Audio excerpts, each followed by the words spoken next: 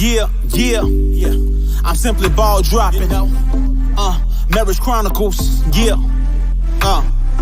Do you take thee to be your lawfully? To have it to hold for rich and poor? And sickness to help to death do us part? But casket short when you have a change of heart on guard. Exchange these vows, we went through hours. I lied and cheated, I was left with scars. My love is astronomical. Don't need the drama, mama. I'm simply ball dropping, it's the Marriage Chronicles. She loved me not. My heart cold, but used to be hot. She took me for all I got. TikTok, out of time, this my last shot. She loved me not. My heart cold, but used to be hot. She took me for all I got. TikTok, out of time, what we talking about? Yeah, Marriage Chronicles. Yeah, Marriage Chronicles. Yeah, Marriage Chronicles. Sit back, pour a glass, let it overflow. Yeah, K-Sap, what up? It's James 4th, y'all. Yeah, Bacardi Dark on the track. It's like that. Blueprint Inc. Yeah.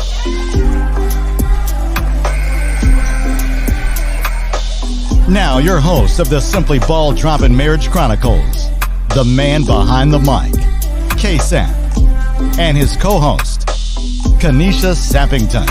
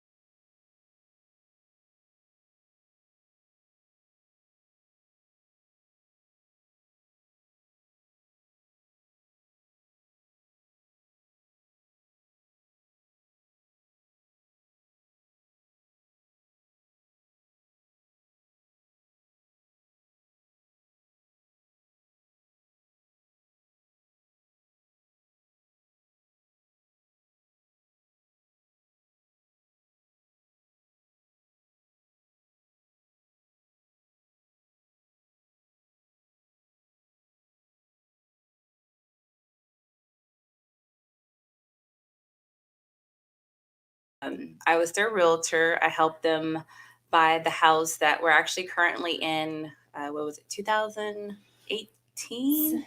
No, 2017, because I remember I was pregnant and I just delivered a child. Yeah, so 2017. Well, no, you closed 2018, but we started looking 2017. But yeah, so I'm so excited to be here. I was excited when I got the text from you asking if I would be a guest. And I was like, cool, we get to tell our story. I know not many people know our story unless you attended our wedding and I told you our story in 800 words. But yeah, so awesome. Glad to be here and see where it goes. Cool. All right. So, Tinashe, do you want to introduce yourself and let everybody know? Hey guys, my name is Tinashe Kay. I'm a husband, a father. Um, that's the main thing that I am. And in case you hear the accent, I'm from Zimbabwe originally, Whoop whoop, Zim in the from house. the motherland. Shout out to the motherland. Yes. So yeah, I moved here to the United States in 2003, and so that's about 18 years. Yeah, 18 years. It'll be 18 years this month, actually. Sometime this month. Really? Yeah. I didn't know that. Yeah. Wow, the wife didn't know that. 18 Come on years now. this Like- month? Yeah, 18 years. Yeah. Oh, okay. Like that was 18 before my years. time. Yeah. Yeah. And yeah, thank you for having me here. Yeah, man, I appreciate y'all's time. I know it's on a Saturday night you could be doing something else, man, and I appreciate y'all, wanting to be a participant on the Simply Ball Dropping Marriage Chronicles. And a lot of people, like Kay said, a lot of people don't know the story unless you went to the wedding. And from what she said, I don't think the people that want to know the story probably didn't attend the wedding. So we're gonna start it off. We're gonna take a journey back. I'm gonna start out with Kay. Let's take a journey back. What year and where did you meet Tinashe? Well, KSAP, you were actually there because we all used to work together. Don't act like you don't remember. But you probably don't because it was completely low key. Like nobody knew we were dating. Hell, I barely knew we were dating. But I think it was 2011. Yes. Yeah, 2011. And it's so crazy because we were both working for Land Safe Appraisal, which is at the time it was part of Bank of America. I think BFA have probably sold them now, but we were literally on the same team. We shared the same manager. We sat diagonal from each other. He could reach out and touch me. That's how close we were. And no one knew that we were dating. And yeah. Well, being on the job, I mean, sometimes you do got to keep it low key. You know what I'm saying? Yeah, you so do. you know do. how it was at Lansing. Yeah. So yeah. you want to keep all your business, low key. And like Tinashe, he's a very private person. So it's like everything was kept under wraps. So another question for Kay. So when you first laid eyes on Tinashe, Why are you laughing at Tinashe? what was? I mean, how did this whole encounter start of y'all getting on the scene to become friends and start dating? We were co-workers before friends. Like I never looked at him anything other than Tinashe, my co-worker. He likes to always tell people he trained me. Which I did. Technically you trained me, but I mean, sitting side by side someone for 30 minutes, is that really training? It's 30 minutes. That's training. You know how it wasn't Land Safe. They put us with each other, and it wasn't really like a training. It was just side by side, but it's training. Though. I mean, I guess we were already doing the same thing. I just moved to a different team. You guys were just doing things a little bit differently. But he likes to take credit that he trained me. But like, okay, if you want to call it training for 30 minutes, baby, you can have it. Okay, you set up in the front though. You was in the front though, wasn't you? Didn't you set up? No, I sat next to Kevin, who was my team lead. So I was all the way in the back, Right and in the back, Tinashe was kind of in front of Kevin. Yeah. Okay. But yeah, we were just co-workers, and I had already was in a relationship, and I wasn't trying to go there. So Tinashe, you had a plan. I had a plan. Okay, there you go. I always ask people that. Like when we were training, like I didn't think of anything. I stumbled into a plan. That's how it happened. Okay. That was it. So what were you thinking when you first met him? Because you say you were in a relationship. Because I know a lot of times you're in a relationship and you got your blinders on. You're not looking. So was it something about him that stood out? Like what was the first interaction besides him training? I mean, other than us just being co-workers, he was just my co-worker. He was just a really cool, funny guy. He was a clown on the team. I'm sure like UK That's part of the plan. Yeah, he was everybody laughing at Tinashe. That's from the fantasy football days. Yeah, pretty much. He had the jokes. But it got to a point where I had given my life to Christ for probably the 100th time. You know how you do when you get out of a relationship and you give your life to God, and it's all about you and Jesus. It's like, okay, Lord, I don't want no more relationship. It's just me and you. We're going to do our thing together. I don't need no man. We're going to ride this out. It was me and my Lord. And then this dude, Tinashe started losing some weight. And if I don't know if you was working out like 4 or 5 times. Yeah. Tinashe was working out like hitting the gym like every day, and those guns started looking big. He had a plan. He said he had. I was like, hold up, okay, he look a little different now. Okay, Right. Okay, so now we're gonna change it now. Now we gotta ask Tinashe. Okay, so Tinashe, when you first laid eyes on Kay, and you stumbled, like you said, you didn't stumble into the plan. When you first came across her, what was your thought process when you first saw her? So the first time I laid eyes on her was she wasn't even on our team yet. Because when she started, I think you started in 2008. Yeah, 2008. So I'm walking to the cafeteria, which was downstairs. Yeah, that's the cafeteria. And this girl just comes walking down the hallway, and she's walking with her head down, but I can still see her face.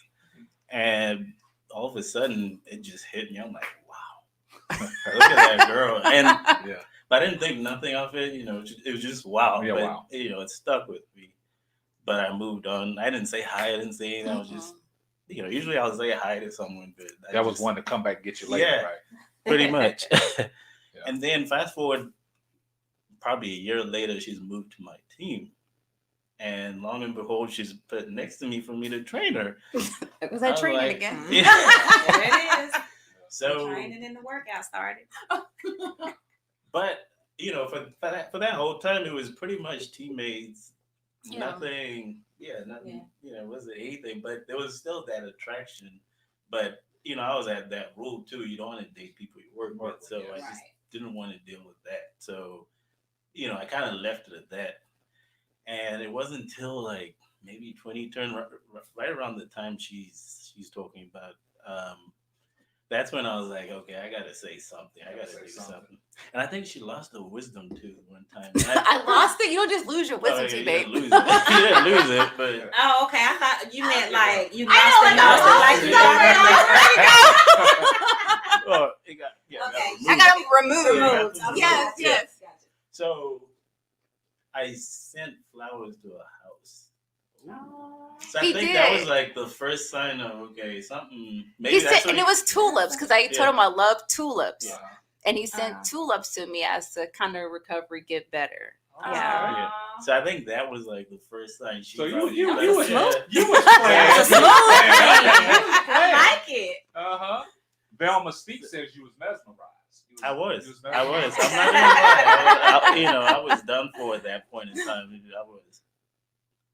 Yeah. So another thing is, a lot of people, said, okay, you trained her for 30 minutes. They said per K 30 minutes, but was the training a little longer? Did you overextend the training? I think I did keep her there a little longer than normal. Just because I did try to engage her in just like small talk, but I think she, maybe she wasn't even interested in really talking at that time. Because my first instinct was like, oh, maybe she has a bad attitude. Really, I had a bad attitude. I think that was my first inkling.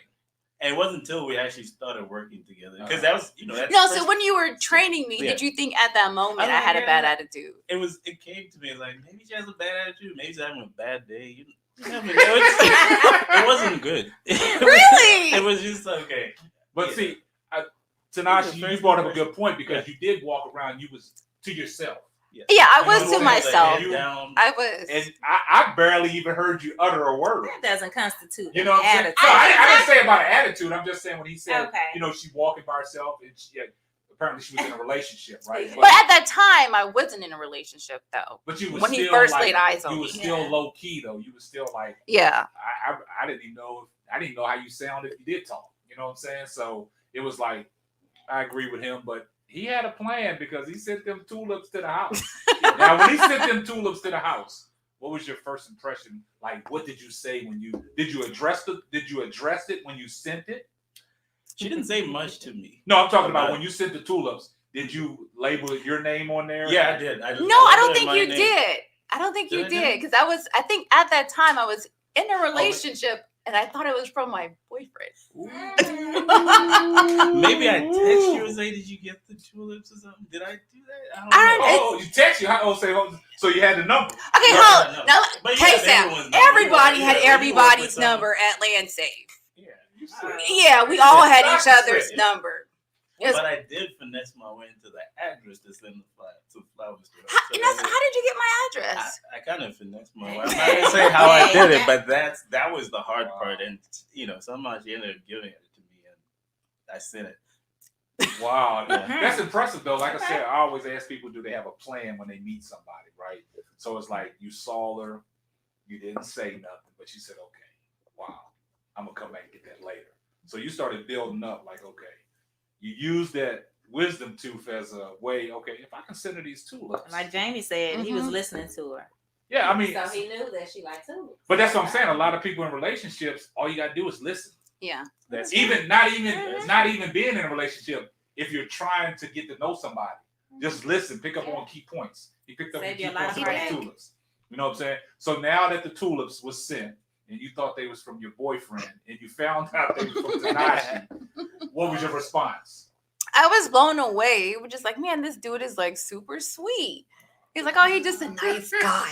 But you still, but I wasn't thinking romantically. It's like, man, this is just like so nice to him. He just when you meet someone, they're just a super nice guy. Mm-hmm. He was that nice guy. So did you think that? So after that, because I think if somebody would have sent me some flowers just out the blue, and I started, was sitting next to him, I don't know if it would have scared me, or if I would have thought it was romantic, or if I would have thought it was a little creepy. How did you react when you went back? Well, women, I kind of picked up that he was probably liking me a little bit more than a coworker. So I knew that he probably had some feelings for me. Okay. So I wasn't just freaked out about it, like, oh my goodness, this dude's crazy. It was like, oh, that's real dope. But I wasn't still thinking romantically at that time. So when you thought that, okay, now he apparently has some feelings for me, how did that make you feel? I mean, what was running through your mind, even though, because you were still in a relationship? I was like, hey, my boyfriend could be sending me these flowers instead. Right. It was one of those type things. But I don't know. I mean, everything happens for a reason. Yeah. Okay. So the relationship that you was in, was everything good, or was some things going on in the relationship? It was one of those where you just shouldn't have been there to begin with. Oh, okay. Yeah. Okay. Yeah. Okay. So now, hearing her say that, okay, your piece. So as time progressed, the tulips, she got the tulips, and when she got back to work and she found out, like, oh, this guy really got feelings for me. I mean, did you change your approach? I mean, was it something different that you did, or was you the same person? I think I was still the same person, but the difference was I started kind of texting her every now and again, just saying something. And a lot of times she wasn't responding at all. She was not responding to any of those text messages. And it was just those friendly, at that point, you're being nice to her, and you've already sent flowers, so she knew what was up. Yeah. But I don't think she was ready or interested at that point. Okay, so but the thing about it is now you sent the flowers, now she finds out that you sent the flowers, right? Now she knows that somebody at work has their eye on her, right? Mm-hmm. And you sending these messages and she's not responding. How did that make you feel? Like, dang, I'm just reaching out friendly messages. Like, it could be something as a good morning, how's your day? And no response. Yeah, exactly. It was those types of messages, and she wasn't responding. So wait, when you said wasn't responding, so I never responded back? Those text messages, you weren't responding. Really? So you would send me, I don't remember that though. So you would send a text saying, I remember, because I'm the one, who has it being done to them. So yeah, I remember you didn't say that. I honestly don't remember those type of text messages. And I didn't respond like, hey, good morning. It wasn't like every week. It was every now and again, just to see if we could strike up a conversation. You were just trying to get the small talk. Yeah, exactly. Yeah. Trying to get there. So, I didn't want to be too aggressive. Okay. That's how it was. And I think for the longest, it was like that until I got to a point where I just gave up. I was like, you know what? I'm done. I'm not going to try anymore. Because to me, it's like one of those, she's showing that she's not interested. So you may as well just leave her alone. Okay. And I remember I took the day, I think like 2 weeks off of work. it wasn't because of that, but it just around that time. And maybe partly because I just wanted to not be around her too. So it could be that too. Okay. And, I'm hanging out with my friend and my friend's asking me, he's like, so do you have a girlfriend? I was like, no, I don't have a girlfriend, but this one girl at work that I like, but I don't think she likes me. She's not responding to me or anything. And it's so weird. That same day, this girl never calls me, never responds to my text messages. And like 30 minutes later, she calls me. Because I'm gonna tell you why she called you. What? Because you was absent. You was gone. She didn't know where you went. So you had a plan. Yeah. Exactly. I stumbled into a plan. He built up his PTO for 2 weeks. His PTO. Yeah. Look, hold on. Let Kay explain that part. We don't know if that's what happened. His name is Jesus, okay? Real talk. So it got to a point where, like I said, I had got out of a relationship. I given my life to Christ. And I was at a point where I would literally get off work. I would work 10 to 7. At 7 p.m., I would get off work on my way home. And at that point, I was on this prayer request line with 2 of my female friends. And we would just pray and pray. And it got to a point where I was like, you know what, Lord, I don't want to be like one of these women that meet a good man and we're so wrapped up into a checklist that we have, like, oh, he doesn't have this or he doesn't have that. It's like, you know what, instead of me going on my own, let me pray about it. So when I said I prayed about it, I literally prayed and prayed and prayed. I prayed for my husband. I know people say that like kind of figuratively, but no, I went hard, like on my knees every night, like, Lord, what is your will for my life? Like if it's your will for me to be with Tinashe, then give me a heart to receive him. I don't want to miss out on what you have in store for me because I'm so focused in my own head to where I miss out what you created for me. So it just got to a point where I was just praying and praying and praying and seeking God about it. And I remember one night he called me because we had a difference in, because my whole thing is like, okay, if any man that I get with, he has to be a for real Christian. Because like a lot of guys will say stuff like, oh yeah, I love the Lord. But as soon as you get with them, it's like they don't want to read their Bible, they don't want to pray. So my thing is like, okay, if you're, if you really gonna be with me, like I need a for real Christian, like someone that's going to be a spiritual leader. And I remember he told me that because one time we went on a date and he's like, well, how do you know God didn't tell you that I'm your husband? I was like, well, God didn't send me no text message. He didn't call me, tell me nothing. I was like, until he sends me a text message, I don't know what you are. But it just got to a point where I just prayed and we were on the phone talking about I think it was Romans 7. Yeah. And it was a verse that I didn't really understand. And then he broke it down to me. And like literally at that moment, that's when you was convinced. It's like God took the veil. I remember he took the veil off my face. He said, daughter, he is your husband. I said, okay, Jesus. All right. I surrender. I love it. So that's backtrack just a little bit. So the relationship that you was in. No, that's okay. Yeah. But the relationship that you was in, how did you break that off?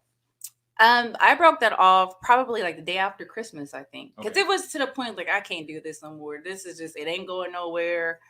This is just not what God has in store for me, which I already knew it before the relationship even started. But just, we have to do it sometimes. Just do it sometimes. We have to go through it. So yeah, it was over a long time ago. Cool. So the things that she's saying now, has she revealed that to you? Oh yeah, in prior conversations. Oh yeah, we talked about it many times because we're always just amazed, like especially on our anniversary, kind of just reminisce every year. Yeah. So how does that make you feel when you hear it? And a lot of people, y'all broadcasting it to a lot of people. Mm-hmm. So how does that make you feel when she utters them words, when she tells you how she feels and she prayed about it? I mean, it's great. That's the power of God. And it's just amazing that that's how it happened. And I think honestly, when I look back, if she had dated me before she did, I was, you're immature. You don't, you're trying to find yourself. So you don't think it would have worked out if it? I don't think it would have worked out. Yeah, and it just so happens that God worked it out the way, He worked it out. Because I was at a point where I was trying to fix myself. I remember that time I went 2 years without drinking. I just had to just stop everything. and just focus on myself. Focus because I didn't like where my life was going in terms of career wise and all this stuff. Because you're on the other side of your 20s and you're staring at 30 and you don't like what you are career wise. And then that's what I was just focused on at that time. And that's a great story. And Cleo Sims said Jesus took the wheel. That is true. So so now that everything's established, right? So when y'all was talking about dating, where was y'all's first date? Who did you ask her out on a first date, or it was just something that y'all mutually just said, "Hey, let's just go hang out"? I was always initiating the dating, and You started out initiating. And I was making progress, though. You know what I mean? I went from nowhere to somewhere now. So I was like, okay. So I think we went out for. Oh wow, we went to what's that? Frozen yogurt. No, before that we kind of went. It wasn't a date, but that was like after that time when she called me. Oh, when we went to Raw Sushi and a bunch of other places. It was a place before that. Cheesecake Factory. And the PF Chang's. Yeah, exactly. And the funny part is, I asked her out. Like, hey, let's go have dinner. I didn't have money. How you gonna ask me out with no money? I had a little money, and I was like, okay, I'll go to PF Chang's. You gotta shoot your shot anyway. It's nice, but it's not expensive, and we're not dating. It's more of we're making progress now. Went from not responding to text messages. Let's take this slow before I start paying for stuff. Exactly. So basically, what you were just trying to have a conversation. Yeah, exactly. Right, just to see where everything was. And it was just that whole thing was just a conversation. Nothing. We didn't talk about dating much. Yeah, because I still wasn't feeling you at that moment yet. Yeah. So but I was like, I'll take your food, free food. So we have PF Chang. We have a good night. And then she's like, you know what? Let's go to a Cheesecake Factory for dessert. I was like, oh, Lord. Still thinking about no money. Yeah, I was like, I don't have money, but I'm like, I'm playing it cool. It's like, okay, let's go over there. And we go to with cheesecake, and she orders dessert. We have dessert, and I spent my last on that.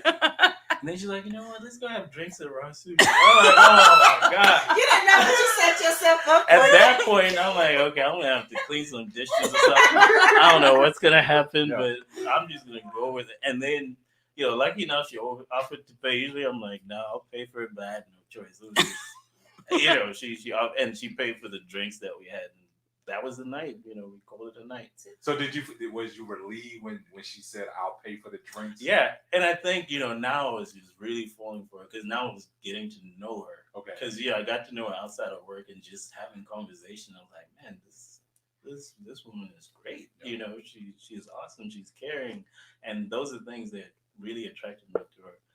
That's great. And but the first date, we went for frozen yogurt in Addison. She remember that part. She remember that part. Yeah, because she had never been, and I was like, let me take you to this place, and she took this big tub and filled it up, and she didn't even finish it. So, I didn't know how it worked. Yeah, so it was like a $10 yogurt. Like that's expensive. You gotta weigh those too. Yogurt is expensive. It is. So on that part, so now when it comes back to work, how did y'all keep it under wraps? Because I think I recall, didn't Land Safe have something for us that we went and we played some pool? Remember? It was a spot that we was at. I think Tony Mays. I think Tony Mays was there. Yeah. And I think we get back to work. I think Tony brought it to my attention. I think Tony was the one that peeped on it and said, I think them two together. I think Tony. It was a spot that we went. Did we go to? I forgot the Dave name of the Buster's spot. Or something? It was Dave and Buster's. It was something Land Safe had put. We went to Dave and Buster's, and it was me, Tinashe, Tony Mays. But I think you was there because we went in the back and we played pool. It was quite a few. Yeah, it was quite a few. It was from Land Safe, and that's when Tony picked up on it and said, "Man," he said, "Sap, man, I think Tinashe and Kay, I think they low key are dating." Really? Yeah. Nosy coworker. Yeah, because I was like, I'm still trying to remember Going to Dave and it was Buster's. a look. Yeah. I know. It's crazy because when y'all brought it back to work, didn't nobody know? Because it happened so quickly. That's the thing. We started dating March 2011. By May, we were engaged. I know, but I'm just saying the whole time, like I said, you were so quiet. You know what I'm saying? And nobody knew what y'all was up to. I didn't even know what we were up to. Because I'm saying it happened so, because if you think about it, we only dated just in the month of March. And I think, April, and then, no. So y'all dated and got engaged in the same year? Yeah. 2 months. 2 months. 2 months? Yeah. Oh, y'all was for real. Yeah. Girl, when I said I prayed about it, when I said Jesus already said this is your husband, confirmed that. that was no need to wait. So it's no need to wait. That was no need to wait. about. It's weird because we just started talking about marriage. It wasn't one, usually it'd be a weird thing like, okay, what's going on? Slow down here. But it was just, we were so in key with like we we wanted. never, I don't even think we even talked about marriage. Wow. Like one day at work, after we, I guess, officially started dating, I just sent a picture of the ring I wanted. in March. Again, we had never talked about marriage, but I was like, this is the ring I want. Okay. Now, usually that's scary. You know what I mean? Yeah. Like, we started dating 2 weeks ago, but Yeah. Like I but for said, some somebody reason, said that was confirmation. It So, was. so the thing about it is now that it's getting serious now, right? So now y'all talking about the engagement. Y'all dated in March. So how did this whole I know he's the right one for me. I know you got the confirmation from what you prayed about, but how did you know that this was gonna, go into what it went into? Jesus. I mean, honestly, that's all I can say. It was just by God's grace and mercy. Once he told me, daughter, this is your husband, I literally started looking at Tinashe differently. That's I'm not gonna say it's scary, but I guess it's just the power of God and how he works, because I went from looking at him as someone as just being my homie, my friend. We kind of had like this love Caught up in hate. the friend zone? Yeah, we kind of had this pretty love hate relationship at work. Like we would joke on each other and stuff like that. And it went to being that when I saw him, I literally had butterflies in my stomach. Like when I would see him, like I was all giggly, like, oh my goodness, he's so fine. Like, oh, look at those arms. Right. So to go from friend, it's like, ooh, I can't wait to see him. It's like, it was so different. That's powerful. So different. It's something I had never experienced before. So now that you know that your plan worked and she's falling. You didn't even have to have a plan, I don't think. Well, I mean, she prayed about it, like she said, but at the same time, he was, like they said, you was in the right place at the right time. Yes. So now that she expressed all them feelings, right, and the relationship is moving along, and now, for the first time that you met her, you was mesmerized, you saw her, like, wow, and then to come back to get her later, how does that make you feel when she started falling for you? How was you feeling inside? Man, I couldn't believe it, because from where we were because it kind of just moved so fast. Now we're together. It was just so amazing. And I've spoken, over the years, I've spoken to people who are married guys, especially, and you always ask those questions, how did you know? Yeah. She was the one for you. And I remember, I forgot where it was, but they told us, like, when you know, you know. Mm-hmm. And I literally was never thinking about marriage until I knew I wanted to marry her. So that, it was just, it's one of those when you know, it's so true to me. So in the past relationships, you never had a feeling like the person you would be like, man, I'm going to marry this person. Never even thought about marriage. Because it wasn't Kay. It wasn't the right person. I knew eventually I want to get married. At some point, because my parents are married. Yeah. I come from a background where everyone's married, so I knew at some point. But it wasn't something that was on my radar because you're in your 20s, so it's like But as soon as it was just when you know, and I knew instantly. And that's why it was just that smooth transition. When she sent me a picture of her engagement I was going to ask you. I was like, how did that make you feel when you saw that engagement? Like you, this is it real. Confirmed we're on the same page. Okay. That's what it did. So you said it confirmed you on the same page, but did you ever break it to her like, man, I want to marry you before she sent the ring? No, it was just like, here's the ring, let's do it. So after she sent the ring, that's when you got your confirmation. Like, okay, now I can open myself up, be vulnerable, and be like, hey, yeah, exactly. Let's do this. Exactly. Yeah. Wow. And I sent the ring from my work computer. Yeah. You on the work computer? I'm on the work computer. So I I'm trying to be sneaky at the same time. Like I'm trying to shift my monitor where no one don't see what I'm doing. I think also part of the fact that people didn't know is right around March when we started dating. Mm-hmm. That's when I transferred to a different department. Yeah, and I moved from Plano to Addison at that point. So it just so happened because I was already looking to transfer to a different department, and it just so happened when we started dating. Yeah, it was perfect. So now we can be ourselves at work rather than right. The woman I love is sitting right behind me. Yeah. So now that we talked about the ring and all that. So how far after when she sent that ring, is that the exact engagement ring or the wedding ring? Was that the wedding ring you wanted? Actually, you know what? Tinashe completely surprised me because even though the ring I showed him was, of course, very expensive, and me being the controlling person that I am, I was like, okay, well, I'm going to pick out 3 rings. We're going to go to the jewelry store.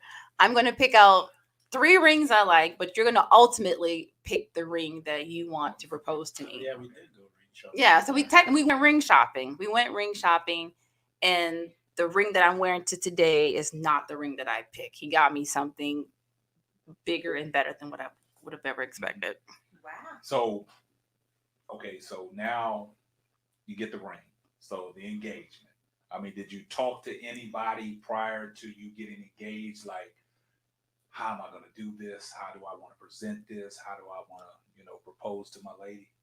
So I didn't talk to anyone about how I'm going to get engaged, and I was clueless as to how I was going to get engaged until the opportunity came when my parents were coming from Zimbabwe to visit. Okay. And so they came, I think it was in April sometime, and they came and I wanted to introduce my girlfriend to them, and they got along, and I was like, man, this is amazing. And then my wife wanted us to, my parents to meet her mom. Okay. So that's when it just like the light bulb just hit me. It's like, oh, that day when everyone's meeting, pretty much. Oh, smart. People I love are there. People she loves is there. I'm gonna do it on like a whole family right in front of your family. Yeah. And then that ring shopping was pretty much to get an idea of what she likes. So that's how it comes. So when you met his parents and they brought you in, how did you feel about that? I was very, very nervous because in our culture, in the Black American culture, we have this perspective and we like to generalize people from African countries. And I think we're all guilty of forgetting that Africa is a continent, not a country. Mm-hmm. So we always like to think that, okay, well, they're probably not going to like me because I'm not Catholic. I got tattoos and, I may not be good enough for their son. But when I first met his parents, they greeted me. I actually went to the store and I think I got him a gift. And, God already told me that the person I was going to marry was going to be a foreigner that lived in Texas. So I was already prepared to know that I was going to marry somebody that was not American. So I was happy. I was happy that I was marrying someone from a different culture. I mean, me being who I am, I love getting to know and embracing myself in other cultures. And his mom, she started teaching me Shona, which is my husband's, that's their official language. And from day one, she just started kind of breaking down to me the vows. And literally to this day, the paper that she wrote, I still have that paper of teaching me how to speak Shona. It was just an easy flow. Like I never had any negative feelings. Like it just went so perfectly. I was just very comfortable. It seemed like we had been known each other for a long time. Like I'm truly blessed to have great in-laws, like for real. So was that a weight off your shoulder? Like when you meet the parents? It was a huge weight because again, I was super nervous about being completely different, not being Zimbabwean and again, not being a Catholic girl with the tattoos. I'm like, man, they're gonna think I'm some ratchet American female. But they weren't. They were very welcome. And I think what made them feel comfortable is that I did some of their traditions. Because I know, like in my husband's culture, when you meet anybody that's an elder and you're preparing yourself for dinner, you typically get like a pitcher of water in a bowl, and you kind of wash the elder's hands and stuff to prepare for dinner. So I immersed myself in their traditions because I know his brother was there and his brother's fiance at the time was there. So she was kind of helping me do their traditions. So because I embraced myself in their culture, I think it made them feel comfortable. Yeah. Yeah. That's cool. So now let's flip it. So when you met her parents, how was that? So initially I was nervous. Stay nervous. Yeah, stay nervous. Stay This nervous. is big. You know, you're in love. You know where you want it to go, but meeting the parents sometimes that could derail something. Oh yeah, People you never don't know accept what the parents you. are gonna think. Yeah. And I think it was the same thing because me being from a foreigner, I'm from Zimbabwe. I don't know, what she thinks or what she'll think of me. And instantly, I remember I bought your mom some Moscato and some flowers. Flowers, stay buying flowers. Yeah. And instantly, I think that day was your mom, your sister, her husband. I think that was it. That was it, yeah. And they were welcoming instantly. Like I just felt like I could kick off my shoes and That's what I'm talking about. Yeah. Well, you just kick off your shoes, kick your feet, and be good with it. Yeah. Yeah. Because I was actually telling her cousin's boyfriend last week. I was like, man, when it comes to mother-in-law lotteries, I think I hit the jackpot. There you go. That's how grateful I am. She'll call me, she'll talk to me just to call, just to check on me. And that's just, it's amazing, just to have that. Yeah.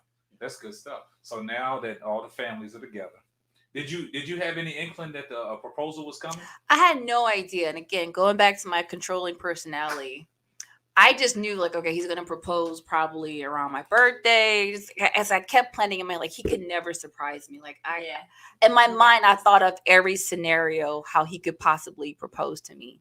So when he proposed on that date, it literally caught me off guard. Wow. So let's go to the proposal. One of the audience members said, parental acceptance solidifies the union. Yes. So let's go to the proposal. So you didn't know it was coming. So how did you break down the proposal? So that day that our parents were meeting, so my parents and I in the car, and I didn't tell them either. I didn't tell anyone. Okay. So only you knew. Only I knew. So you didn't even tell your brother? No, I didn't tell my brother either. Okay. Because usually when I'm nervous, I don't want to talk Part about of his plan. Because, I might psych myself out or something like that. Y'all listen to this. He had a game plan. It worked well. So we drive over to Prosper, her mother's house in Prosper from Addison. And we got there, we had a beautiful lunch, everyone's talking, we're just hanging out. And now the nerves kick in. It's like, okay, we're getting close to leaving. When are you going to do this? Because that's what coming across you? Yeah, because you're looking for the right time, but you can't find that right time. Like, when am I going to do this? So I left the ring in the car. So I ended up walking back and got the ring in the car, and I had a Bible in my car. And then, I kind of got everyone's attention. We're all in the living room just sitting there. Chilling, you just get their attention. Yeah, exactly. And, I kind of just thanked her, I think at that point you just think I'm just giving a speech, thanking everyone, coming out, for hosting us. And then I opened the Bible and I read Proverbs 31:10, and to me it's a meaningful verse, and it's talking about the perfect wife that not only you're proud of, God is proud of. So I read that verse, and then after I read that, I pulled out the. So when he started reading the Bible verse, you still. And I was like, okay, where is he going with this? But the more he started reading, because I had told him, it was one of my favorite verses. The more he started reading it, it's like, okay, is this really about to happen? Because it's like I've never won the lottery, but I feel like, oh my goodness, I'm about to hit the lottery. This is about to happen. And the more he's reading and he's getting closer to me and he's reaching for his pocket, it's like, oh my goodness, this dude is about to propose to me. In slow motion. Yeah. See, Tinashe is a good listener. Like, he took your favorite Bible verse. Took the tulips first. Yeah, took the tulips. The favorite Bible verse. And that led into the proposal. So now that you saw he's reaching for the pocket, what was going through your mind? Did I start screaming? Or my mom? I think tears started to fall. You didn't make a sound for the longest, But I think everyone was like, "Oh my gosh," everyone just got quiet. And I remember it was just that because nobody knew. Yeah, because it was such an awkward silence. Because at that point, when you're reading that verse, and I'm inching closer to her, everyone now the writing's on the wall. You know what's about to happen. And everyone's like, just so quiet. And then I pulled it out, got on my knee, and then she started crying. Everyone started screaming. It was just so in slow motion, like everything just stood still for you. My mom's over there crying. I was like, Did you shed a tear? No, I didn't shed. So you kept your composure. Yeah, everybody else was crying, but you kept your composure. He already got as all nervous his as you was, got all his out already. You kept your composure. Yeah, I'm a game time person. What does that mean? I like that. You're nervous before, but before the game. When it's time for showtime, it's showtime. Exactly. Gotcha. Yeah. Gotcha. So now that you saw that and he got on his knee and you're crying, what are the emotions? I'm not gonna lie. So the ring I'm wearing now, this is how he proposed to me. Because again, I picked out a ring that was half the size of this. So when he proposed, instead of him proposing with just the engagement ring, he proposed with the whole thing. It's like, God damn, that's a big ring. I know, right? That was a big ring. So I was like, that was my first. I was like, man, this is a big ring. This is not what I picked out. But then I was just still overwhelmed with emotions. Like, man, I just got engaged. Like, this just happened. It was just so awesome. It's like, it wasn't necessarily like the biggest, like what they do today with the elaborate engagement. It was perfect because private with the family. It was private in the fact that he read Proverbs 31, which is like, okay, that's the wife I desire to be. Right. And the fact that he read that and proposed, it was just beautiful. That's right, Tinashe. They said never nervous in the spotlight. Exactly. There you go. So did you envision a big elaborate wedding, or did you want to just be low key, or how did it actually? Of course I wanted a big wedding until my daddy said, this is what I'm going to pay for. And I'm like, okay, we have to scale it down. Okay. So did you guys, so I know it may be a difference of what you do in weddings, cultural differences in the weddings. How did that collab when you had the wedding? Were you able to collab? Well, in his culture, they have what's called a lobola. Do you want to tell them? Yeah, pretty much. Yeah, there's a lobola, but in this case, it doesn't count because usually you come with a bride fee and pay the father of the bride. Okay. I lucked out because I married an American woman, so I didn't have to do that. And then, when it comes to what we call the white wedding, there's not a lot of differences. Just a few things here and there, but it's not the difference is not major in the actual wedding. And we had another ceremony in Zimbabwe. So right after we had our wedding, June 17th, 2012 here, we left for Zimbabwe in August, early August, and we had another ceremony. And she got to experience the Zimbabwean side of how the. So that was a different like wedding that you went through.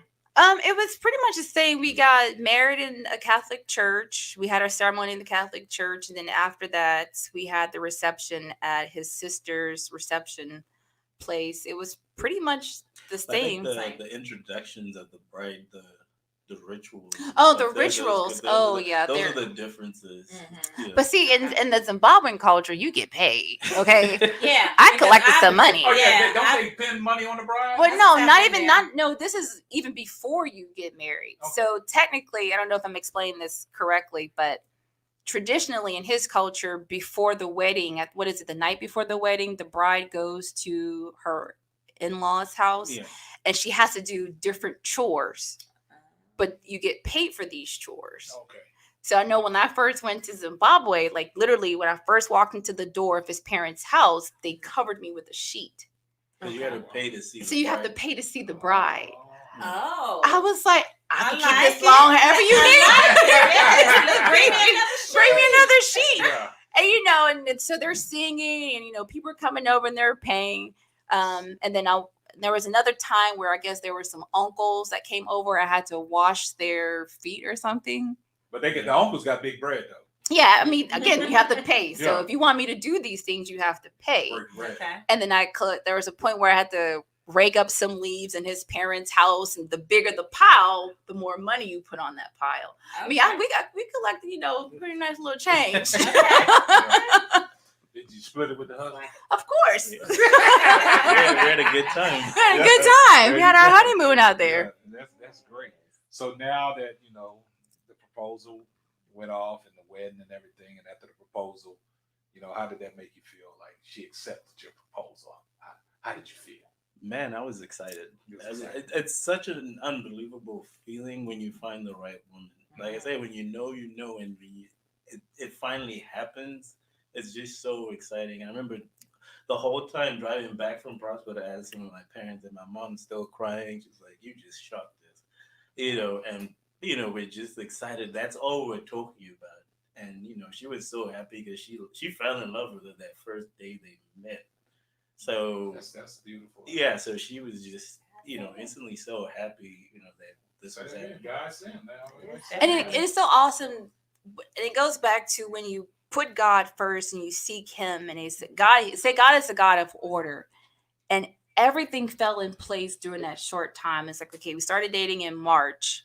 I met his parents in April. We got engaged in May, and it just so happened that his dad was part of the Rotary Club, and the Rotary Club had a conference in New Orleans. I'm from New Orleans, so my dad is still there, and the rest of my family is still there. So, we just got engaged. Now we have the opportunity to go to New Orleans for his dad's conference. So, well, let's go meet my dad now. So just everything just kept falling into place. Yeah. So y'all got engaged in May, and a year later in June, that's when y'all got married. Yeah. Great. Well, we actually got married that same year, though. Oh, legally. Legally. Oh, just had the wedding the next year. Had like a wedding. So so we went to the Justice of Peace. Okay, so May y'all was engaged. July we were married on paper. Yeah, we were married on paper. Okay. But then y'all came back and had your ceremony. So I think what made us do that, what made us get married in July was we wanted to move in with each other. Okay. My lease was ending too around that time, so we're like, okay. Makes sense. But at the same time, we just didn't want to shack up. As old folks would say, shack up. Like, what does that mean anyway? That word, sometimes that like, what is shacking up? I've never seen that in the Bible anywhere. But we opted not to tell anyone because we didn't want to ruin the excitement of the wedding next year. So we just y'all did everything low key. We did. So my birthday was July 24th. July 25th, we went to JP, Justice of the Peace in Plano, and got married. And it happened within like 5 minutes. Was it just y'all two? Just us. Like nobody. Like when I say nobody knew, it was just us two. We went to Claire's, got him like a little fake ring. Like we didn't even wear. We continued our lives as just we were engaged. Like we didn't continue our lives as husband and wife. So to other people, we were just engaged. I just told my mama this 2 years ago. Like, oh, by the way, I was already married. I remember the judge J.G. Lewis. Yep, J.G. Lewis. Wow. Yeah. Man, that's a great story. It is. Now, they married. Tell the people how long y'all been married now. Legally, we've been married going on 10 years, right? In July. But we don't celebrate that. The anniversary of our actual wedding. The wedding. Yeah. So it'll be 9 years in June. And also they have two beautiful children as well. Yes, we do. Chloe and Addison. How the oldest daughter? How old is your oldest daughter? So she's 6. She'll be 7 in November. And the youngest one? And Addison is 3. She'll be 4 in November. Now, who was watering the flowers? Who was watering the flowers? That's Addison. Oh, that was Addison. Watering the flowers. That's the youngest one. That's a little firecracker. So more kids? No. Y'all done? Yeah, Yeah. we're done. Okay. We may adopt, but in terms of having our own, no. Yeah, Latoya said, Latoni. She said Ooh, that was shout out beautiful, Latoni. starting with her favorite Bible verse, and also she said a perfect love story. So it's a lot of people that's coming in the comments, man, all sweet. Y'all got a lot of fans out there. Y'all got a lot of fans out there. So now, like they said, they have 2 kids together. Been married for, like I said, legally, 10 years. But we celebrate 9, so Celebrate going on 9. 9. So yeah. 9, we've been together 10. So, you know, it's kind of funny, you know, like when we do these marriage chronicles, you know, we have different type of people on that do different things. Like we had a couple one that, you know, they're not married, but, you know, they're working up toward that. Mm-hmm. But traditionally, they're trying to still build their foundation. Mm-hmm. So it's like, you know, we get different things when we do these marriage chronicles, different stories. Beliefs, and it's a lot of stories that a lot of people tell that, you know, that might help somebody else that's in a relationship. Mm-hmm. Like, you know, when y'all talking about, you know, meeting on the job, dating on the job, and how y'all kept it under wraps, you know what I'm saying? You know how everybody always like, man, I ain't gonna date nobody I work with. Oh yeah, that was me. But I think it all starts that way. You can't ever say where you gonna date your soulmate. Yeah. Where you gonna find it? Especially these days. Exactly. Swipe to the left. Yeah, I think that may have been the easiest way, other than if you don't go out. Oh, you sure did. Yeah. So I mean, it's like a lot of people say, "Well, I ain't gonna never date nobody." Sometimes, but if you really look at it, I mean, I gotta really do the numbers on this. I gotta do a fact check. But a lot of people that have met on the job still been successfully married. Yeah. I gotta do my fact check on that. I'm pretty much sure. Yeah, I'm pretty much sure that that's most of it is, you know, a lot of people, like I said, they say, well, I'm not dating nobody. Because if you think about it, we did get married quickly, but we knew each other for 2 years. Yeah. And we knew the real person. Yeah. Because at that time you're not trying to date, so you don't have your representative. Yeah. So, you know, so that it kind of helped with that courtship period. Yeah. Right. Yeah, that's a beautiful thing, man. Be fruitful and multiply. You know, I guess people want y'all to have more kids. So No. Look, shop's closed. Okay. Is there a reason why y'all don't want more kids? I mean, I'm gonna be 40. Yeah. And Great answer. The other thing is both kids were complicated pregnancies. Yeah, and it was near-death experiences for her every time, and you know, you just don't. I love that you are okay with it, because a lot of times, I mean, it's like, oh no, let's keep going. No, you sure? You sure? Mm-hmm. It's like, yeah, I know. Yeah, it's my body. I know. Kids are expensive. Like we like where we're at financially. We like to do trips and go places. Like adding another child. Like, okay, daycare is expensive. It's like you want to give them a good life. Yeah, you want to be able to give your kid a good life without having to sacrifice too much. So maybe, like when I say we can adopt, you know, that'll be the next couple years. Yeah, that's great. And I don't know if a lot of people heard the beginning of the show. You know, Kay was our realtor when we bought this home, right?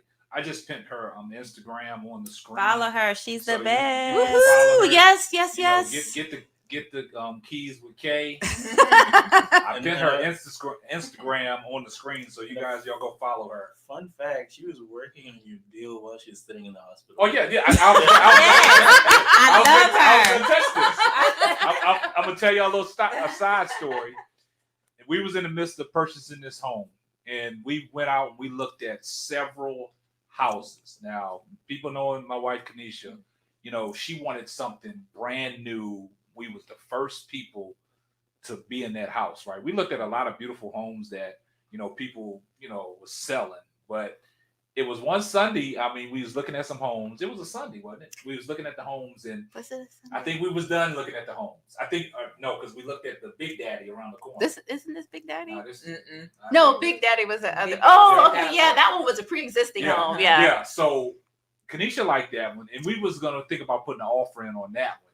But for some reason, like she said, you know, Kay prays a lot, you know, and Kanisha was like, man, I just want one of them new builds. And as we talked about it, Kay sent us an email or a text message talking about she found a new construction, but it just had the layout of it. Yeah. Remember? And we was like, okay, when can we go see this? So we came, I think it was the next day that we came out and looked at it. So we came out and looked at it. They were just building this home and everything. And we looked at it. Kanisha was like, okay, this is the one I want. But at the time, we wasn't prepared to put the offer in. And we remember we went down to the building office and Bob. But yeah. Bob was like, I just afraid that this home is not going to be here when y'all going to settle. And this is the last one we're building until the summertime. If it's meant, it will be. If it's meant for us, it will be here when we get back. That's what I like Tinashe said, you know, at the time, Kay was pregnant with her second child. And she went through the rigor mortis with us. And she was, I think you told me you would pass us on to one of your friends? Another realtor. I said, We'll nope. wait. I said, nope. We will wait until she has this baby. Because when she said that message talk about, oh, she got to go to the hospital. I said, I said, Kay's in the hospital. That just gave us more time to get our stuff together. Yeah. So that just gave us more time to get, the people what they needed and things. But the day that she had the baby and then she was finally released, she sent us a message talking about she was able to go back out to work. And I said, Kay, do me a favor. I said, send Bob an email and see if that home is still available. Kay sent that email. Bob responded back, yes, it's still available. And I think it was just before Thanksgiving. Yeah, Kanisha was at work. She couldn't. I think she couldn't make it off. I tried to get to the building office, the sales office before they closed. I said, Kay, meet me out there. I'm gonna put this offer in. So we walked in there. Bob was like, he said, man, what you got? I said, we ready to put an offer in. He asked Kay all these questions. You got the offer letter and all earnest this. money, yeah. Man, earnest money. Look, I got it all right here. I said, my realtor, she's going to take care of it. When she started giving Bob that stuff, man, he started getting on that computer, started typing that stuff up. And then I told Kay, I said, man, this guy, he just wanted to get it that day. Yeah, of course. Yeah. But we waited until Kay had her baby. Right. That was a blessing, man. Like you said, it was a blessing that, she took care of us and, she had a healthy baby girl. And man, the thing about it is, man, we waited. We didn't want nobody else. So I said, we're just going to wait. And when I tell you guys, I mean, seriously, like I'm putting a extra plug, okay? Kay, is it KC Real Estate? Yeah. KC Real Estate. Please go and follow her. When I tell you she was like on it, she wasn't like over pushy. She was not under pushy. Like literally, if you emailed her, she would email you right back. A lot of people, when you're doing business with people, it's the communication piece. You could be communicating and they're not communicating. She would give us over what we asked for. We didn't have to do hardly any legwork or anything. So yeah, y'all follow her. If you know anybody who's selling a house, looking for a house, this is your girl. And the crazy thing, the beautiful thing about it is, the only thing that we talked about this the other day, the only thing that I'm upset about, we never got a chance to take our picture. Oh, I know. Because of the fact that when we closed, you had something else that you had to do. I had a doctor's appointment, I think. Yeah, I think you had a doctor's appointment. Because the closing date changed. Yeah, I think it changed. And me and Kanisha talk about that all the time. Every time Kate posts a picture of her home, she says, because I'm like, we took your truck. I should have bring it down and keep. We need to take a picture. We talked about that. We need to bring a picture. We talked about it. I said, man, this is something we got to make that happen. We gonna make it happen. Yeah. I'm gonna do a special trip and bring that key. We gonna take a picture. But the funny thing about it is when we went out on our closing date and we closed and we got the keys. No, we didn't get the keys at the place. I had to come back to the sales office to get it. But when I came, I was just so overjoyed, man. I was like, man, baby, we did it, man. We finally did it. We got this. And I just wanted to come in here just to open the door, just to be like, oh yeah. But when we got in the house, Kay had already made a special trip out there. She had balloons in here. And we didn't know who it was from. It's like, man, Kay, she snuck out here and put some stuff in I here. Sure did. And she did it, man. And, as a realtor, man, she gave us a beautiful gift for, what was that? In-home? Was it in-home? At home. My favorite spot. At-home gift card. Yeah. Mm-hmm. Yeah. So, man, she took care of it. And I got a container set, too. Yeah, the container set. It was a beautiful thing, man. I opened that door, man. I posed by that counter, man. I was like, man, that was a big weight because that process right there, man. It can be stressful. It can be stressful. You know what I'm saying? But Kay did a wonderful job. The legwork with the emails back and forth with the lender and all this and pushing them and everything because I think we had a hiccup with the appraisal. Remember the appraisal? It seemed like it was a hiccup with everything with that particular lender. I just kept, man, I said, Kanisha, man, it was so nice, man. I was like, man, I just want to get this over with. And then when Kay sent that message talking about, okay, y'all clear the close, the closing date going to be on this day. Kanisha was at work. And I'm going to tell y'all a funny story about this. Kanisha was at work. And, she was in, she wanted to make another move. And I said, baby, you just got to stay at that job until we close on this home. I said, don't do nothing else. The ink wasn't even dry. Until we close on this home. And when I got that email, from Kay and the lender talking about y'all clear close, y'all's closing is at what was like 12 It was something? like It was in the middle of the day. Yeah, it was like and I was 2. at work. I said, Kanisha, I said, we closing at 2. You better come on home. Because we had to drive all the way out to Rowlett. And I said, Kanisha, better come on home. and then, you know, we had to go to the bank and get the funds. And we went out there and we closed, man. It was a beautiful thing, man. So, you know, like I said, everybody that's listening to the podcast, and I appreciate all the engagement. You know, a lot of Tinashe's people been watching, you know, commenting. I do appreciate everybody, man. And like I said, anybody that's here in the Dallas-Fort Worth area, make sure y'all, you know, look up KC Real Estate, man. Y'all follow her, you know. And she does a wonderful job. She's a wonderful realtor. But we gonna get our picture taken with her. We sure are. We are. And the thing get that about picture. it is, I think Kanisha came up with the slogan, "Get the keys with Kay." Didn't you? No. Kay, you said something. We got the keys with Kay or something. I think you said something No, around. I don't know. I think when I saw Kay saying it, I don't know Keys if you with I don't know if you talked about it before you started doing it or something. Remember, girl. But I was like, "Yep, we got the keys with Kay." Yeah. And I don't know if I just started saying that. Yeah. And maybe I After took hearing off. it, I don't know. Yeah. But yeah. So I just wanted to ask one last question before we do their fun Okay. facts. So, what is the one major difference in the cultural difference with you guys that you think that would be hard? I know you mentioned that the family was really easy and you kind of fell right into place, and everybody kind of took to you. Mhm. What is something that you may have struggled with going into? Do you think I struggled with anything? Honestly, I don't. But you know, I'll let you answer that. I because I'm question. trying to. I guess the part would be sometimes adhering to some of the things that you have to do. They call it the morora, you know, the bride. Okay. So as a new bride, you sometimes have to kind of prove yourself with doing different tasks. And with my personality, it's like if I don't want to do it, I ain't gonna do it, and you ain't gonna make me do it.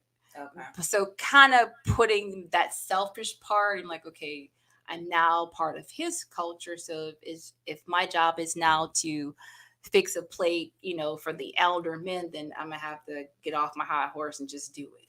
Right. So I think that that part of it is just, you know, me breaking my own, like I'm gonna want to do it. No one ain't gonna tell me what to do, Right. type attitude.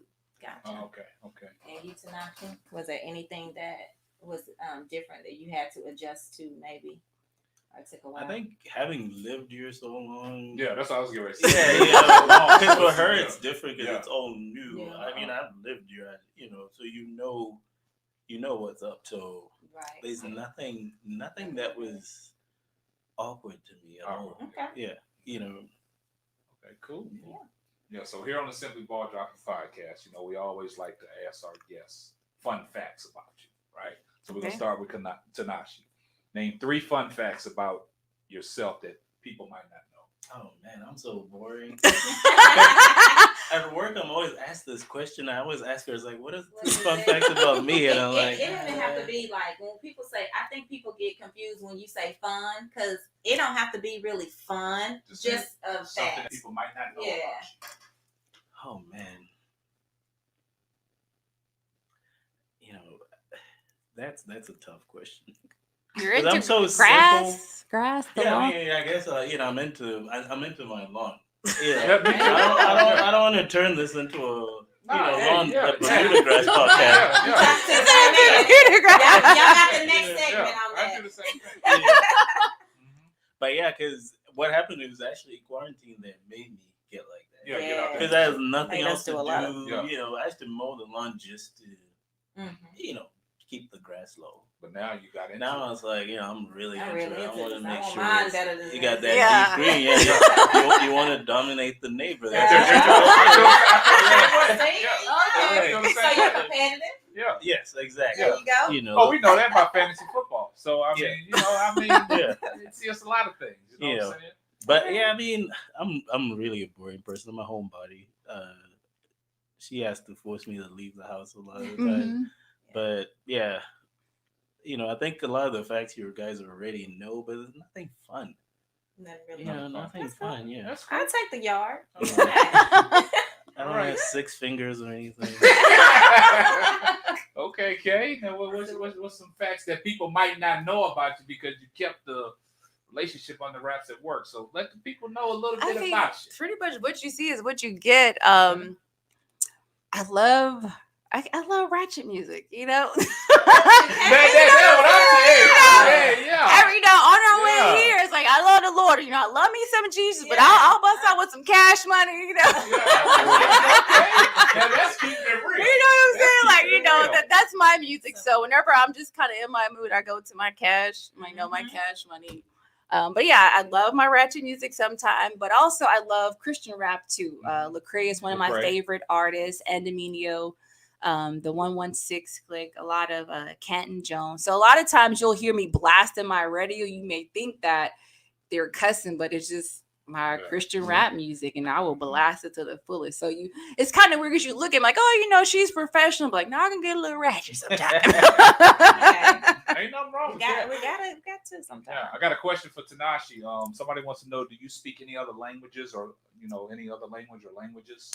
Yeah, I speak 2 languages. Okay. So in Zimbabwe, we got like 2 main languages, Shona and Ndebele, and I speak Shona and English. And English is also a main language in Zimbabwe. Oh, okay. Yeah. Okay. Say in that language, say, I enjoy being on the podcast. Ndafara nekutunza vamaita podcast yenyu. All right. Yes. And now, can you speak Shona? Yeah. I can understand it a little bit. Like when I first met my now mother-in-law, she started teaching me some of the language, and it's actually pretty easy. To me, it's easier than Spanish. Okay. What you see is pretty much how you pronounce it. So there's some things I can pick up, like I know how to say good morning, good afternoon, how are you, those type things. Can you say I sell homes? That you know what? How come I don't know that in Shona? The thing is at Zimba. You should, I'll teach you. Yeah, you're gonna have to teach me that one. Yeah, that's good. I'm glad you brought that up. So I need to learn that in Shona. One more question: who's the better cook? You know what? Tinashe is actually a great cook. I guess that's a fun fact about you. Like, even though you don't like to cook, you got all kind of facts. But it's cooking. Everyone can cook, though. But not every man can. See, when I think fun facts, I'm thinking you have 6 fingers on one hand. That's kind of strange. Yeah. So, yeah, I mean, but I don't like to cook. Yeah. But I can cook. But when we first dated, he was cooking. Because most men can grill, but they can't cook. Yeah. But yeah, he can cook. He can cook. He won your. Oh yeah. Smooth brother. I'm talking about bring tulips and cook me a dinner. And another thing, just talking about marriage and just everyday, it takes a village. A lot of times there's people that give you advice. People are just put there by God every time for different situations. I remember you mentioned Latoni. She was a friend of mine. We worked, a coworker of mine when I transferred to Addison. I worked with her. I remember. I didn't have kids and I was about to have babies, and she just was giving me advice. That was just so important. Something I needed at that time in my life to be a parent, so just having people like that just put in your life like God did. Oh, yeah. Just right there. A lot of people don't understand that, man. The Lord puts people in your place for a reason. Oh, man. You know what I'm saying? Yeah. And your pathway along the way. I mean, it is just. You remember Miss Shawn Moore? She's another one. You remember her? She was on my team. She was an elderly, well, not elderly. I gotta see if I see the face. She was an older lady, but I remember she told me something because she's the one Tinashe and I to date. I was like, Miss Shawn, he is not my type, girl. Like, you need to give that dream away. But she once told me, she's like, whenever you want your husband to do something, he's just not responding, or he's just not listening. You go to God and you pray and ask the Lord to give him understanding. Don't nag him about it. Don't just constantly just nudge it. If you feel as though there's something that he's wrong about, just pray about it. And even though it's the simplest thing, but remembering those words, there's been times when you have your disagreements and you're right and you're right. She always thinks she's right. Thank you. Sometimes when you have a disagreement, but you're like, okay, he's just really not getting it. Right. So I would just pray about it. And I remember one time, I can't remember what the argument was, but we were still working together. We had got into it about 7 nights. Like, I just prayed about it. And I remember that day you called me, you apologized. Like, okay, I understand. Because I knew I was right. Lord.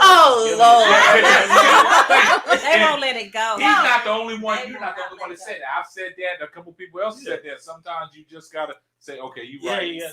There's no point. Yeah. There you go. Dragging it along. Yeah. Another question. Who's the better singer and dancer? That would be me.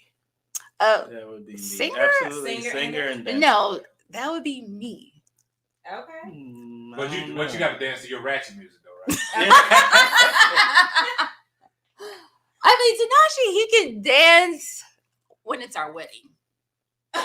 I don't dance much, but wedding. But you showed her on the wedding. Yeah, on the wedding, I was like, okay, I didn't know you can dance. That's your big day. Yeah. You're paying all this money. It's a so big you showed thing. up. A wedding is an important thing. People focus so much on the celebration. hoopla and the flowers and all this, but the main thing is you're joining two people together. That's the most important thing, and some people don't take it that seriously. It's a serious thing, and that's when you start seeing a divorce and all that stuff, because you didn't take it as seriously as you could. You're more worried about everything that has to do with the wedding rather than the actual union.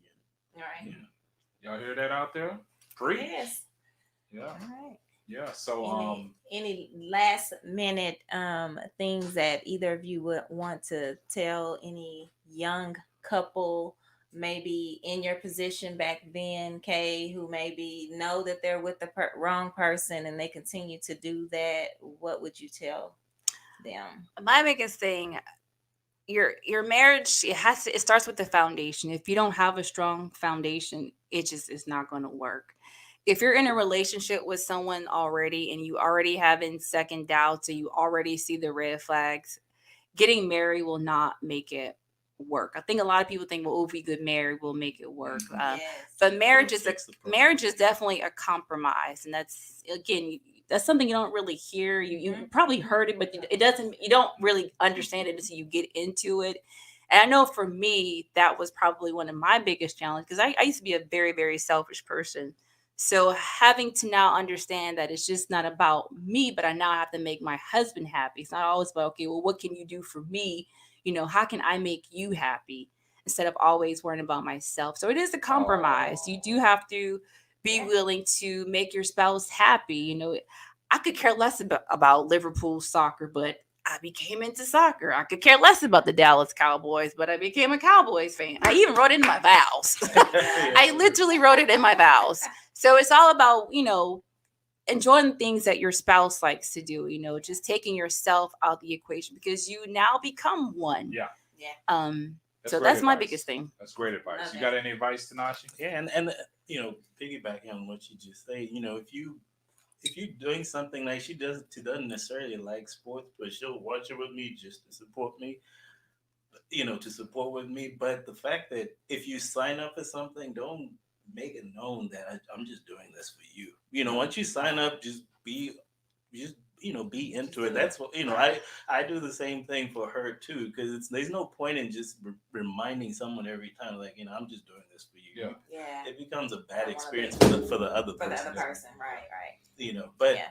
One of the things, end up enjoying it. You never know. Mm-hmm. One of the things we talked about was listening. It's so important. You can make your spouse so happy by just picking up something she says and then just kind of tucking it in the back of your head. Well, you did that early on. Yeah, Your listening skills are on point, Tinashe. Okay. Because I remember just recently with Valentine, she was a few weeks later, she was just complaining because she had to throw away her UGG boots that she bought in 2012.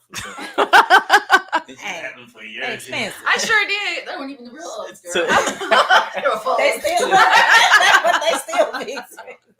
So I was like, oh, that's a great Valentine's gift. And I surprised her with them. And it so happened the snowstorm happened like a few days later. I was like, so, and she was so grateful, in that, the smile and just how excited she was, just, it means everything. And when you make the effort to make your spouse happy and vice versa, you're all going to be happy, because she's making you happy, you're making her happy. That's great, man. I love it. And nothing can be fixed. Nothing can. You have to talk. You have to communicate. Most definitely. You gotta communicate. Yes. Communicate. Yeah, they said shout out to TK for sharing their love story. A couple laughs together last forever. Thank you. So everybody was staying tuned. So like I want to appreciate them for stopping in. Like I said, they could have been anywhere else on this Saturday, but hey, they chose to be on the Simply Ball Dropping Marriage Chronicles. You know what I'm saying? So I do want to appreciate their time. Also, before we get up out of here, if you guys, like I said, I still have the merchandise. All you got to do is go to www.simplyballdropping.com. I got the tank top line that's out now, the women's tank tops. I got the men's tank tops. Also, man, the Simply Ball Dropping SBD Marriage Chronicle shirts. We'll put them on sale as well. But, stay tuned for our roundtable talk. We got something, a surprise for you guys. So, before we get up out of here, I just want to let you guys know I'll plug it on the screen. So you guys can go follow me on Simply Ball Dropping Podcast on Instagram. Also, you can go to the YouTube channel. It's plugged up on the screen. So if you guys are not following me on IG, you can follow me on IG. I post a lot of stuff on IG, the updates of the Marriage Chronicles and things like that. Also, my co-host, I'll let her go ahead and put her plug in. She has her own online boutique. So I'll let her go ahead and talk about that. Yes, guys. If you're not already following me, please follow me on Instagram. I am at Boho Chic TX. Hold on, y'all. I didn't change my. She's at www.bohochic.tx. Yeah, but no, I'm sorry. bohochic.tx. I changed my Instagram recently, so that's why I wasn't sure. But yes, and then you can also shop. We have 50% off now. 50% off www.bohochictx.com. Okay, that's great. So one last thing, Janita Bowen, she posted, "Marriage is a sacrifice. It goes both ways. God's blessing to you." Exactly. So, and then LaTony, she gave you a shout out. She said thanks for the love, and also she said that she enjoyed the podcast. So guys, we're gonna end this off, and like I said, I do appreciate Kay and Tinashe for stopping in, sharing their love story, and also we'll be back. The Marriage Chronicles is not going to be back next weekend. We're going on a location, but we might have something for you guys. But just stay tuned. So I do appreciate you guys for listening, being engaged, all the comments. It was another great episode. A lot of fan engagement, a lot of comments that was shared and things like that. But keep the comments coming. So we'll keep it in. We'll take all the comments and I'll respond to them as I see them if you're still commenting. But that's going to wrap up another episode of the Simply Ball Dropping Marriage Chronicles. I'm your host and the man behind the mic, K-Sap, and my co-host, K-Sap Square. And we'll catch you on the next one. Deuces. Yay. That was fun.